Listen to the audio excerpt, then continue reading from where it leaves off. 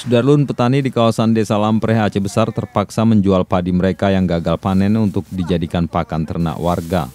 Akibat kemarau dan tidak tersedianya air irigasi, sejumlah petani di kawasan Aceh Besar mengalami gagal panen. Para peternak sapi dari berbagai desa di Aceh Besar datang ke desa itu untuk membeli dan memotong padi yang gagal panen tersebut.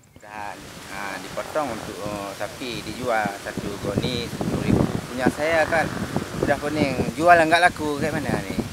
Kalau orang bisa dibantu sedikit, orang lain kan bisa dijual. Saya nggak bisa dijual lagi, nggak laku. Banyak kali orang suruh jual, nggak laku punya saya karena udah kuning. Petani menjual padi mereka dengan harga Rp200.000 per petak sawah. Dari Janto, Budi Fatria, Serambion TV.